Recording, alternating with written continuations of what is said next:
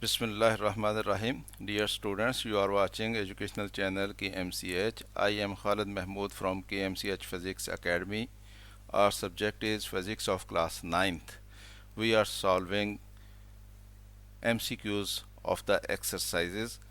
Today we have to solve MCQs of exercise 7.1 of chapter number 7, unit number 7, which is properties of matter.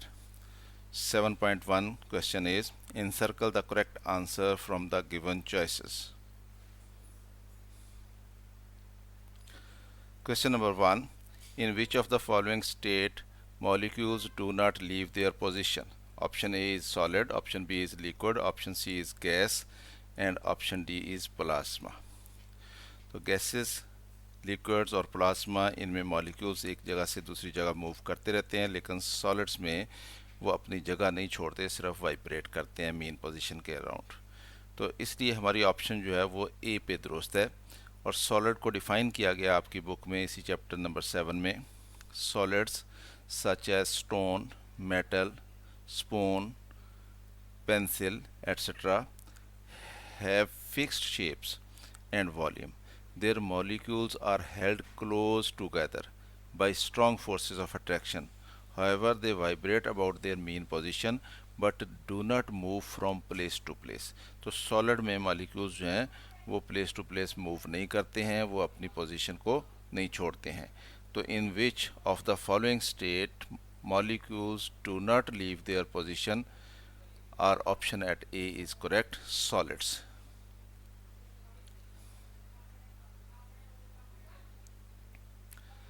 Question number 2. Which of the substance is the lightest one? ये हमें कुछ substance दिए गए हैं, हमसे ये पूछा गया है इनमें से सबसे हल्का कौन सा है।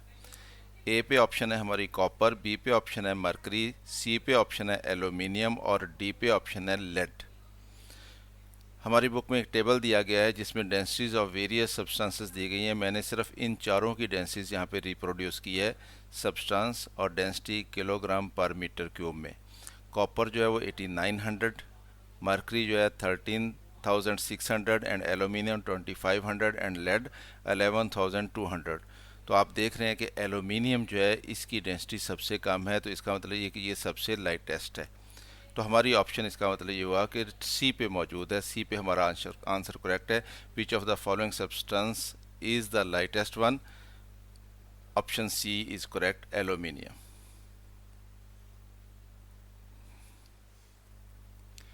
Question number 3. SI unit of pressure is pascal which is equal to, कि यूनिट जो है एसआई प्रेशर का वो पास्कल होता है और ये किसके बराबर होता है। और ऑप्शन हमें दी गई है ए 10⁴ Newton per metre square, B पे ऑप्शन दी गई है 1 न्यूटन पर मीटर स्क्वायर, सी पे ऑप्शन दी गई है 10⁻² न्यूटन पर मीटर स्क्वायर और डी पे ऑप्शन दी गई है 10⁻³ newton per metre square. In SI units the unit of pressure is newton per metre square, also called Pascal, PA.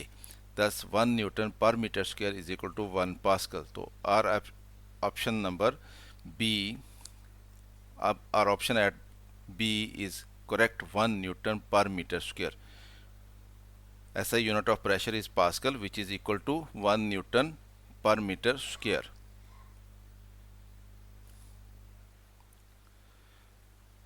Question number 4. What should be the approximate length of a glass tube to construct a water barometer?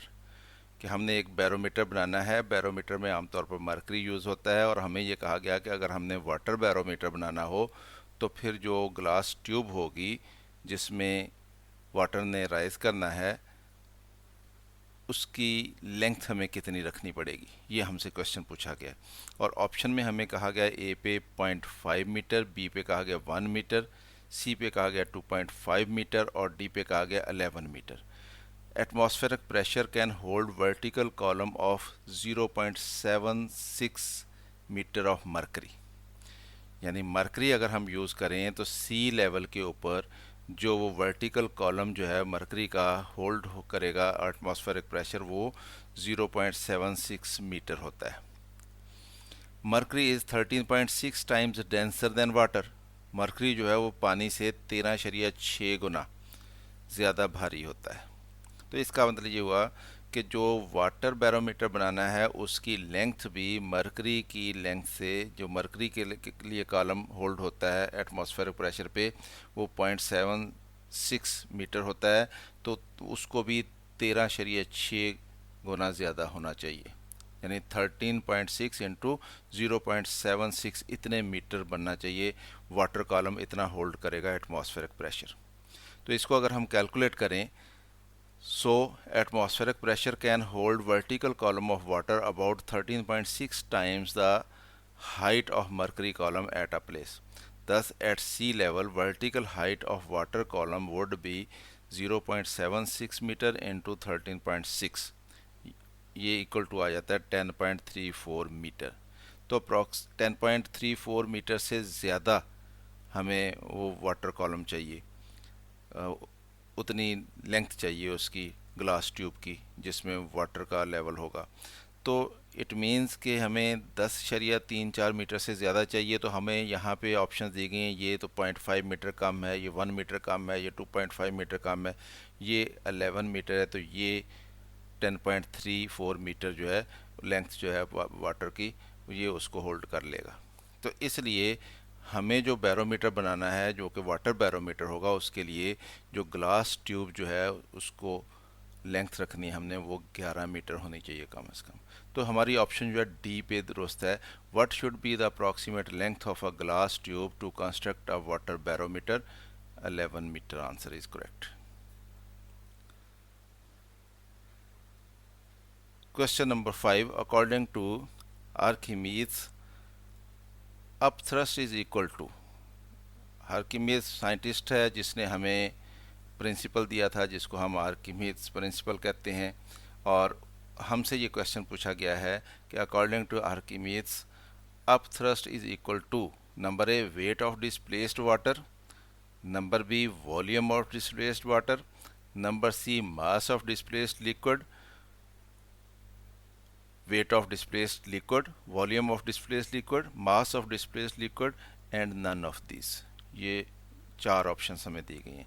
और आर्किमीड्स principal क्या कहता है, उसकी statement दी गई यहाँ पे, when an object is totally और partially immersed in a liquid and upthrust act on it equal to the weight of the liquid it displaces, तो it means weight of the liquid displaced. तो ये हमारा option A पे दुरुस्त है। According to Archimedes upthrust is equal to weight of displaced liquid।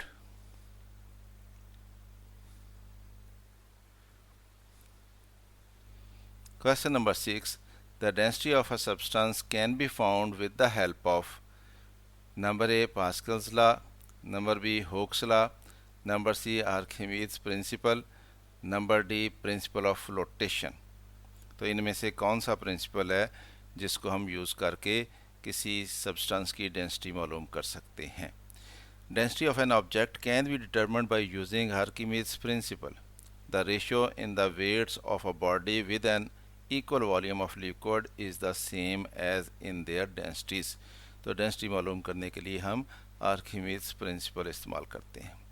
तो हमारा option जो है वो सी पे करेक्ट है।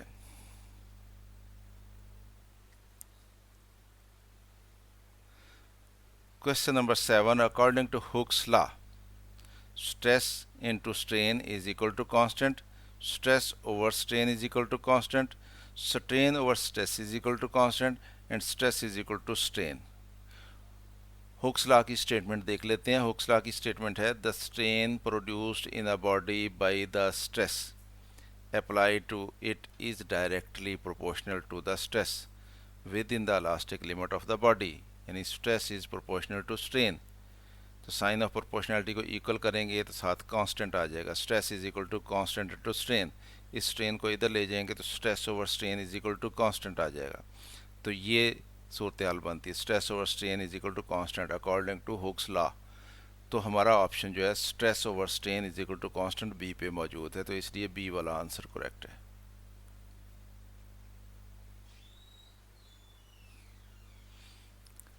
Question number 8,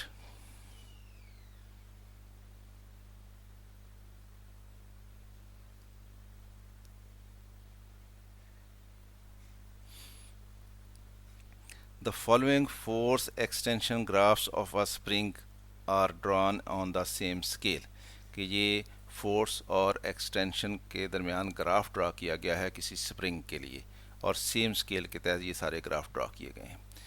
which graph does not obey Hooke's law, कौन सा ग्राफ इनमें से है जो हुक्स लॉ ओबे नहीं करता। हुक्स लॉ ये कहता है कि stress is directly proportional to strain within elastic limit. तो स्ट्रेस जो है वो फोर्स होती है और स्ट्रेन जो है एक्सटेंशन होती है स्प्रिंग में। तो फोर्स इस डायरेक्शन में ली गई है एक्स एक्सिस के लॉन्ग और एक्सटेंशन जो वाई एक्सिस के लॉन्ग ली गई है, यानी ये स्ट्रेस है और ये स्ट्रेन है। तो स्ट्रेस और स्ट्रेन एक दूसरे के डायरेक्टली प्रोपोर्शनल होते हैं। जब स्ट्रेस और स्ट्रेन एक दूसरे के डायरेक्टली प्रोपोर्शनल होते हैं तो जैसे जैसे स्ट्रेस बढ़ेगा वैसे वैसे स्ट्रेन बढ़ेगा। तो ये ग्राफ शो करता है कि फोर्स बढ़ रही है तो एक्सटेंशन भी बढ़ रही है, तो ये हुक्स लॉ को ओबे कर रहा है। ये बी वाला ग्राफ भी शो कर रहा है कि जैसे जैसे फोर्स बढ़ रही है तो ये एक्सटेंशन भी बढ़ रही है, तो ये भी हुक्स लॉ को ओबे कर रहा है। ये डी वाला ग्राफ शो कर रहा है कि जैसे जैसे ये फोर्स बढ़ रही है वैसे वैसे ये एक्सटेंशन भी बढ़ रही है, तो ये भी हुक्स लॉ को ओबे कर रहा है।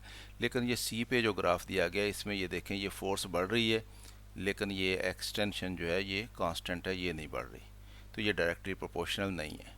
तो इसका मतलब ये है कि ये हुक्स लॉ यहाँ पे ओबे नहीं हो रहा। तो इस ग्राफ में हम कहेंगे कि ये हुक्स लॉ ओबे नहीं हुआ। तो इसलिए हमारा ऑप्शन जो है ये पूछा गया था हमसे which graph does not obey hooks law, तो हमारा ऑप्शन सी पे करेक्ट है। इसी ग्राफ में दूसरा क्वेश्चन पूछा गया है the following force extension graphs of a spring are drawn on the same scale, which graph gives the smallest value of spring constant.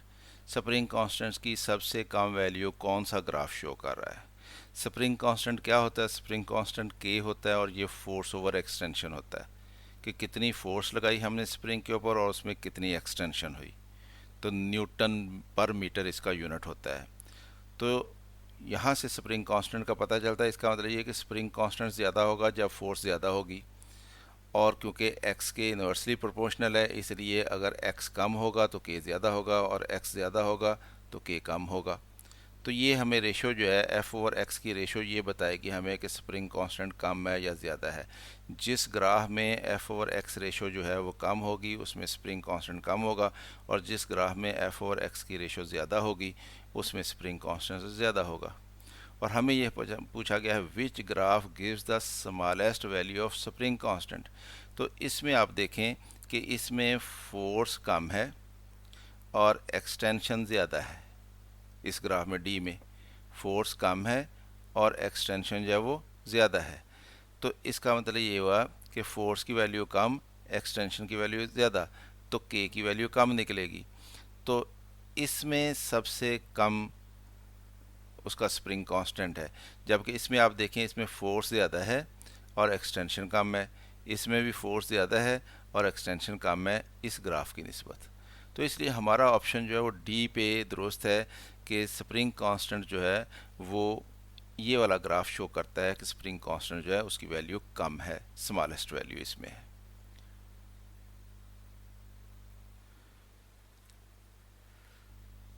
इसी ग्राफ से हमें सवाल किया गया है विच graph gives the largest value of spring constant. Spring constant की largest value किस में है, तो जो ग्राफ तीनों जो हैं हुक्स लॉ को ओबे करते हैं हम इनमें चेक करते हैं। इसमें हमने ये कहा था स्मॉलेस्ट वैल्यू है, इसमें भी आप देखें f की वैल्यू और x की वैल्यू इसमें जो रेशो निकलेगी वो इसकी निस्बत इसमें f की वैल्यू बहुत ज़्यादा है और x की वैल्यू जो है उस कम है, तो इसमें f ओवर x की रेशो जो होगी वो इसमें सबसे ज़्यादा निकलेगी। तो जब इसमें सबसे ज़्यादा निकलेगी तो इसका मतलब स्प्रिंग कांस्टेंट भी इसमें सबसे ज़्यादा निकलेगा। तो हमारा ऑप्शन जो है वो ए वाला ग्राफ जो है वो दुरुस्त है कि इसमें स्प्रिंग कांस्टेंट की वैल्यू सबसे ज़्यादा है। तो स्टूडेंट्स ये था चैप्टर नंबर 7 था आपकी बुक का, इसके हमने ऑब्जेक्टिव टाइप क्वेश्चंस देख लिए हैं। वीडियो पसंद आए तो इसको लाइक करें, ख़ुद भी देखें, दोस्तों को भी दावत दें। चैनल सब्सक्राइब नहीं किया तो सब्सक्राइब कर लें ताकि आपको इस तरह की मज़ीद वीडियोज़ जो हैं वो मिलती रहें। मेरी तरफ से अल्लाह हाफिज़, शाद रहें, आबाद रहें।